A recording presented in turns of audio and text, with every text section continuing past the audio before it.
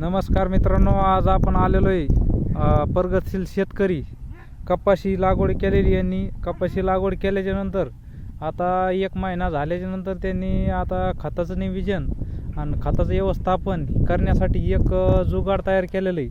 असं सर्व झाडासाठी सारखं खत पडतं याच्यासाठी एक जुगाड तयार केलेलं आहे.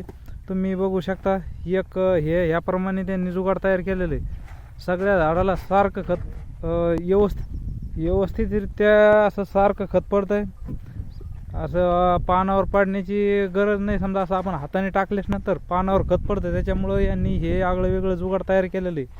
हे एक माणूस एका दिवसाला 2 एकर असं समजा खत टाकून तयार करू शकतो. हे बघा, ह्या प्रकारे एकदम सारखं खत पाडलेलं आहे, म्हणजे पानावर पडत नाही आणि झाडाच्या एकदम बुडाच्या बाजूला खत पडतं.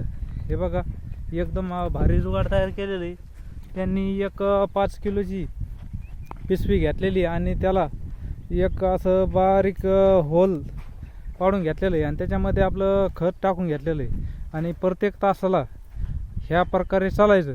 म्हणजे हे बघून घ्या, ह्या प्रकारे सारखं खत पडतं आणि खत टाकल्याच्या नंतर लगेच त्याच्या पाठोपाठ त्यांनी बैलाची पाळी धरलेली. बघून घ्या, एकदम भारी जुगाड तयार केलेलं आहे मित्रांनी. बघा, सगळ्या तासाला सारखं खत पाडलेलं आहे. बघून घ्या, एकच नंबर जुगाड तयार केलेली.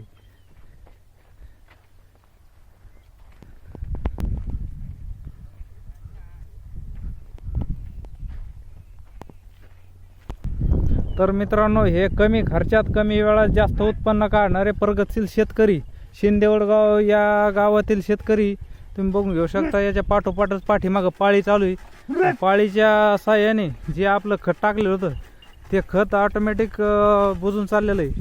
हे बघून घ्या, हे बघा, एकच नंबर जुगाड तयार केलेला आपल्या मित्रांनी. मित्रांनो, तुम्हाला हे जुगाड आवडला असेल लाईक करा, शेअर करा, कमेंट करा. प्रगतशील शेतकऱ्याचे जुगाड आणि पाहण्यासाठी आपल्या चॅनलला लाईक करा, शेअर करा, कमेंट करा. धन्यवाद मित्रांनो.